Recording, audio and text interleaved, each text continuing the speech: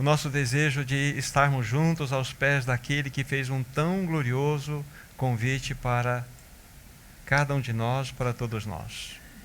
Queridos irmãos, lembro-me que no último compartilhar que aqui fiz junto aos irmãos, nós juntos fomos para dentro de um cenário maravilhoso das Escrituras Sagradas que foi o Jardim de Getsemane. Vocês se lembram? Em certo momento, o Senhor Jesus conduziu seus discípulos ao Monte das Oliveiras e dali ele escolheu 3, Pedro, Tiago e João, e todos subiram então até ali a região do Jardim de Getsemane. É interessante que nos momentos iniciais, a palavra de Deus nos mostrou, como nós vimos naquela oportunidade, que o Senhor começou, diante dos seus 3 discípulos, a entristecer-se e a angustiar-se muito. Na sequência, então, ele adianta-se e faz aquela oração: meu Pai, se possível, passe de mim este cálice. Os irmãos se lembram? Nós falamos algumas coisas a respeito desse assunto. E nós levantamos aí uma questão, né? Por que o Senhor Jesus orou daquela forma? E mais especificamente, eu perguntei aos meus irmãos o que de fato aquele cálice representava para o Senhor Jesus. Aí eu levantei 5 proposições para apresentar aos meus irmãos. A primeira proposição é que aquele cálice era a consciência que ele, sendo o Filho amado do Pai, o Pai viraria a sua face para ele, e que naquela cruz o Pai o abandonaria. Lembrando que ele tinha fôlego de vida ainda quando ele foi abandonado pelo seu Pai. Vocês já imaginaram isso, irmãos e irmãs? O que é o cálice? Conforme eu disse, o cálice era a consciência que ele, sendo o bendito eterno, ele naquela cruz se tornaria maldição por nós, porque escrito está: maldito todo aquele que for pendurado no madeiro. O que é o cálice, irmãos? O cálice, na realidade, era a consciência que ele, sendo santo, santo, santo, ele foi feito pecado por nós naquela cruz. O que é o cálice, amados irmãos? Era a consciência que ele tinha de que seriam lançados sobre o seu santo corpo naquela cruz todos os nossos pecados, todas as nossas iniquidades, todas as nossas transgressões. E por fim, a última proposição que eu levantei com os irmãos: o que é o cálice? Era a consciência que ele tinha, que ele beberia até a última gota do cálice da ira de Deus que sobre ele seria derramado. Por quê, meu irmão Ricardo? Porque os seus pecados foram colocados sobre o teu amado Senhor. Então, para que nós possamos pensar um pouco sobre esta realidade, essas 5 proposições foram levantadas. Amados irmãos, quem é que pode medir a dor do amado da nossa alma quando ele estava padecendo todas essas coisas? Quem é que pode mensurar o sofrimento dele naquela cruz? Qual é o real significado? Então esse foi o cenário que nós construímos juntos naquela oportunidade. E o que nós vamos fazer? Nós vamos considerar o cenário seguinte. E quando nós terminarmos de fazer essa consideração desse cenário que iremos expor logo mais, nós iremos nos deparar com as 3 maravilhosas, as 3 grandiosas bênçãos que o Senhor alcançou por nós naquela cruz. E está diretamente relacionado com aquilo que estamos vivenciando nessa manhã, que é partirmos o pão juntos diante da mesa. Então, peguemos nossas Bíblias, Mateus capítulo 26... Mateus capítulo 26, do versículo 44 ao 47. Esse é o segundo cenário. Repetindo, Mateus 26, 44 a 47. A palavra de Deus assim diz: deixando-os novamente, foi orar pela 3ª vez, repetindo as mesmas palavras. Então voltou para os discípulos e lhes disse: ainda dormis e repousais? Eis que é chegada a hora, e o Filho do Homem está sendo entregue nas mãos de pecadores. Levantai-vos, vamos, eis que o traidor se aproxima. Falava ele ainda, e eis que chegou Judas, um dos 12, e com ele grande turba, com espadas e porretes, vinda da parte dos principais sacerdotes e dos anciãos do povo. Aqui, amados irmãos, nesse cenário, mudou-se completamente o contexto anterior que nós já estudamos com os nossos amados irmãos. Agora não existe mais tristeza da alma, agora não existe mais angústia no espírito. Ele estava plenamente rendido ao eterno propósito a que ele veio realizar. Com absoluta convicção, ele estava completamente entregue nas mãos do seu amado Pai. Havia, queridos irmãos, nele uma confiança sublime e uma calma majestosa. Não preciso abrir, mas eu vou ler Isaías 50, versículo 7. Referindo-se a esse contexto. Porque o Senhor Deus me ajudou, pelo que não me senti envergonhado. Por isso, fiz o meu rosto como um seixo, e sei que não serei envergonhado. Perto está o que me justifica. Quem contenderá comigo? Palavras do Senhor Jesus Cristo. Então, como uma rocha, a sua face transparecia.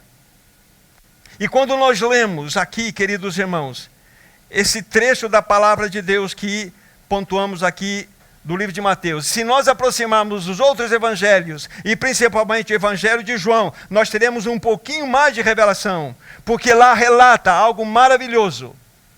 Porque quando essa turba chegou, vindo com porretes, vindo com espadas, vindo com toda aquela violência, diz o Evangelho de João que o Senhor Jesus Cristo tomou a frente dos seus discípulos, colocou-os atrás dele, como um pastor com grande valentia, e os protegeu.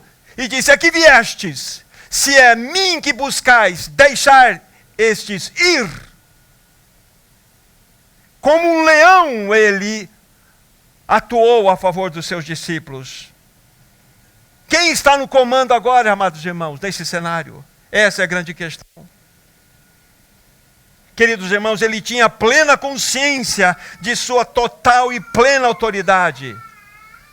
No livro de Mateus 26, que nós pontuamos aqui parte da leitura, na sequência da leitura vocês vão ver algo impressionante. Que quando todos aqueles que faziam parte da turba vierem colocar as mãos sobre Jesus, tentando agarrá-lo, Pedro arranca da espada e corta uma das orelhas do servo do sumo sacerdote. E Jesus diz lá: eia lá, embainha tua espada. Acaso pensas tu que eu não poderia rogar agora ao meu Pai, e ele me enviaria mais de 12 legiões de anjos? Mas como se cumpririam as Escrituras? Irmãos, quem está no comando aqui? É Ele, o Todo-Poderoso. É o Todo-Poderoso. Ninguém poderia tocá-lo. É o Kyrios que está ali. Em seguida ele é levado, se vocês olharem na própria sequência do livro de Mateus, nós não vamos precisar fazer a leitura. Em seguida, o que acontece? Ele é levado para o Sinédrio. O Sinédrio é composto de 71 membros. E cada um daqueles membros estava com os olhos cheios de ódio contra o Senhor Jesus Cristo.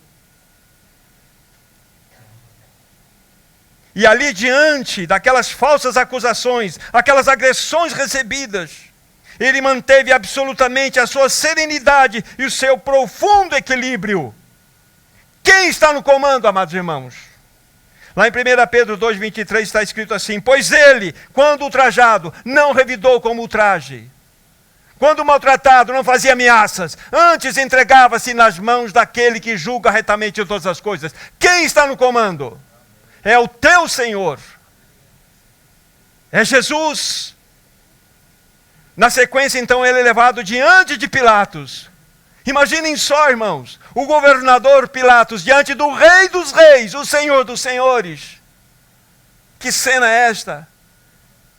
Em alguns momentos o Senhor Jesus fazia silêncio. Em outros ele falava. E Pilatos então engrandeceu-se e disse: você não sabe que eu tenho autoridade para te prender e te soltar? Aí Jesus disse assim: nenhuma autoridade teria sobre mim se do alto não te fosse dada. Quem está no comando, amados irmãos? É o teu Senhor Jesus Cristo. Veja que cenário diferente daquele primeiro. Ele é o Rei dos Reis, o Senhor dos Senhores, amados irmãos. Ninguém poderia colocar as mãos sobre ele, se ele não o permitisse. Mas na sequência o que acontece? Na sequência o que acontece? Jesus então, segundo o Evangelho de Lucas, não precisamos ir lá, no capítulo 23, tem um cenário que Jesus com o patíbulo sobre as suas costas, ele está andando pelas ruas de Jerusalém, e a Bíblia fala que uma multidão seguia Jesus, e muitas mulheres choravam, batiam no peito e lamentavam. O que o teu amado falou? O teu amado Jesus falou o seguinte: não choreis por mim, filhas de Jerusalém, chorai por vós e por vossos filhos. Carlão, quem está no comando de toda essa situação é o teu Senhor Jesus Cristo. É o teu Senhor Jesus Cristo. Sabe, queridos irmãos, nós precisamos olhar nessa realidade. Adalberto, meu irmão, sabe o que acontece? O teu amado Senhor andou por aquelas ruas de Jerusalém, não como uma vítima, mas ele andou seguindo em direção ao Calvário, como um rei que seria coroado. Esse é o teu Senhor Jesus Cristo. Ele está no comando. Ele está no comando. Que Senhor é esse que nós temos? Aí vem todo o cenário da crucificação, e pendurar o Senhor da glória, o Rei dos Reis, naquela cruz. E ele proferiu o seu mais lindo e poderoso discurso, os 7 brados da cruz.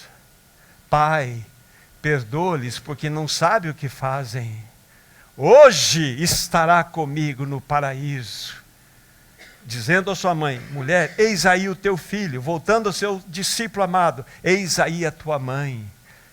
4º clamor: Deus meu, por que me desamparaste?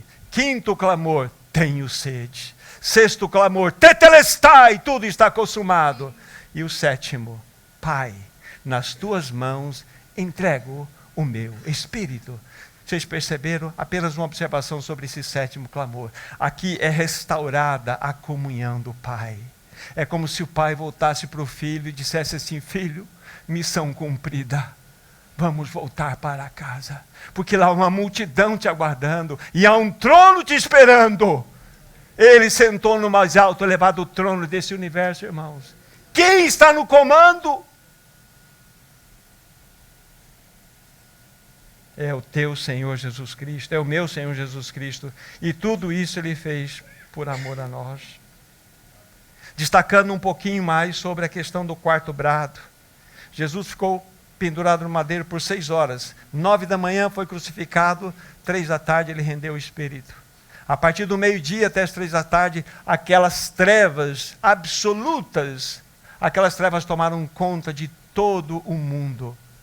As trevas eram densas, tão densas que certo irmão disse o seguinte, que era impossível ouvir as ondas do mar quebrarem. Era impossível de ouvir os cânticos dos pássaros, e era impossível de ouvir os sons dos animais.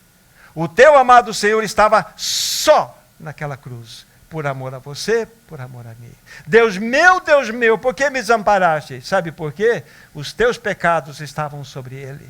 Os meus pecados, os teus pecados estavam sobre o teu amado Senhor. Que Senhor é esse que nós temos?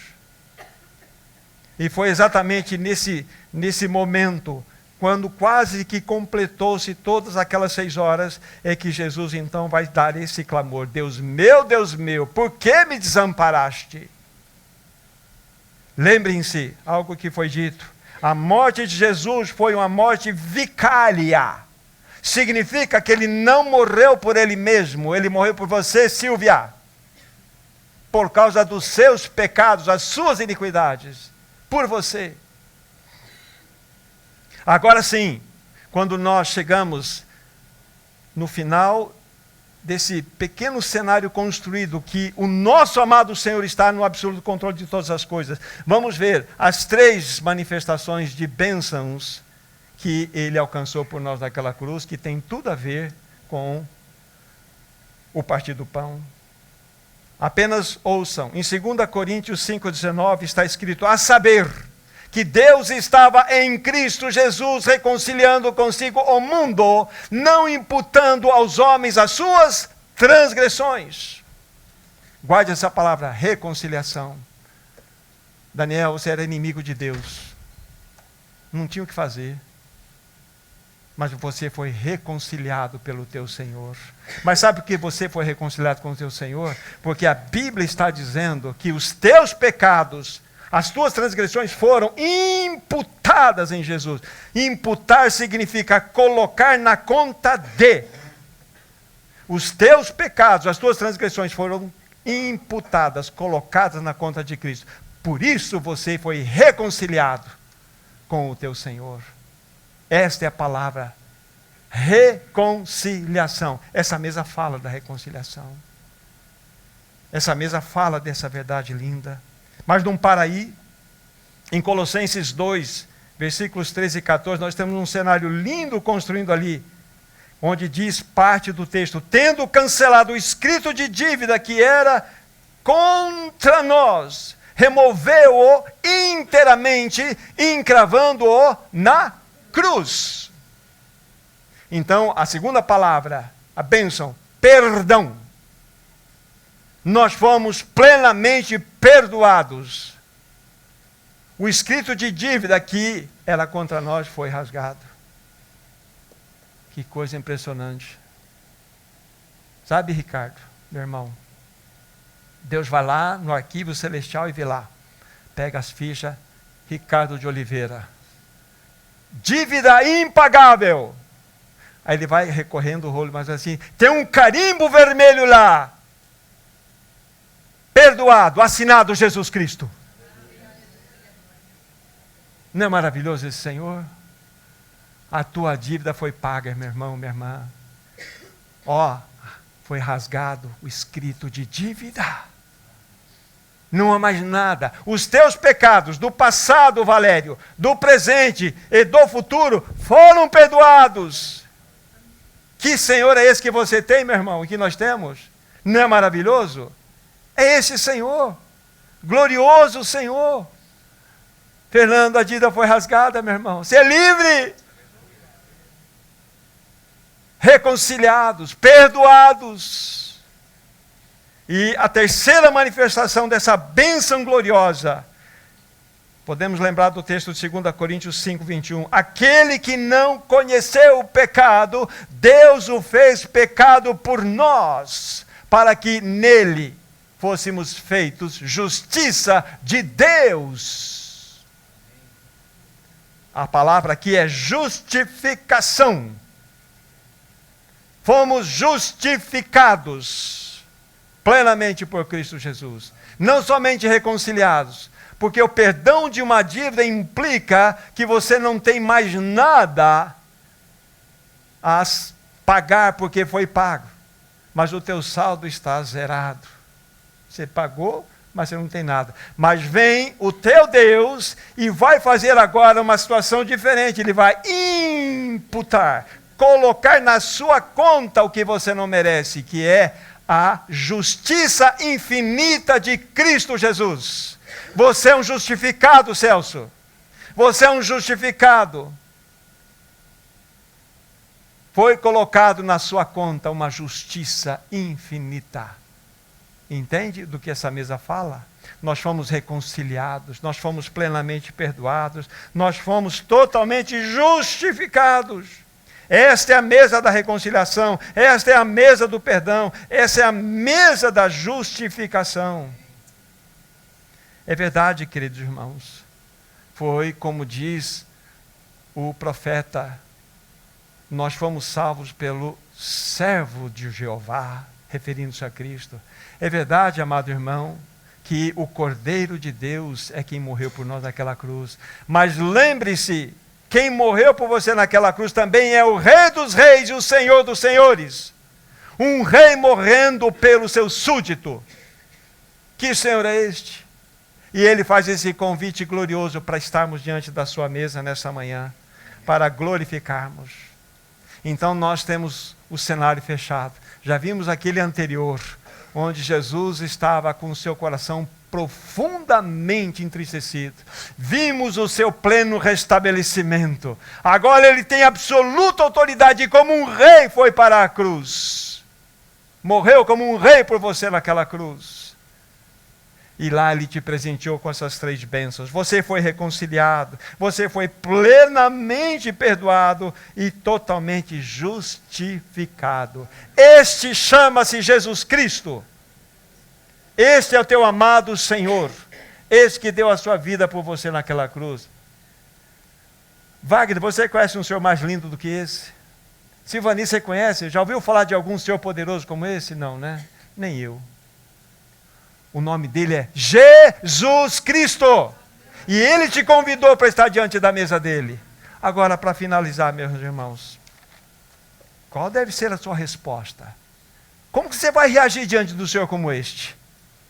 Não sai aí algumas palavras: Senhor, muito obrigado, tu morreste como um rei por um indigno súdito que sou eu.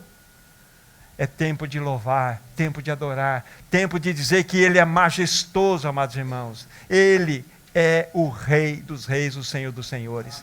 Ele te reconciliou, Ele te perdoou, Ele te justificou. Que Senhor é esse que nós temos? A Ele toda a glória, toda a honra e todo o louvor. Amado Senhor, nós te damos muitas graças. Queremos dizer que Tu és o amado da nossa alma, que não teremos palavras que sejam suficientemente capazes de traduzir tudo aquilo que Tu és e tudo aquilo que Tu fizeste. Mas nós estamos aqui nessa manhã porque o Senhor nos convidou. E nós Te adoramos, Senhor, nós Te bendizemos. Receba do Teu povo que aqui se achegou todo o louvor, toda a gratidão, toda a adoração que só Tu mereces, em Teu próprio nome, para a glória de Deus Pai. Amém, Senhor.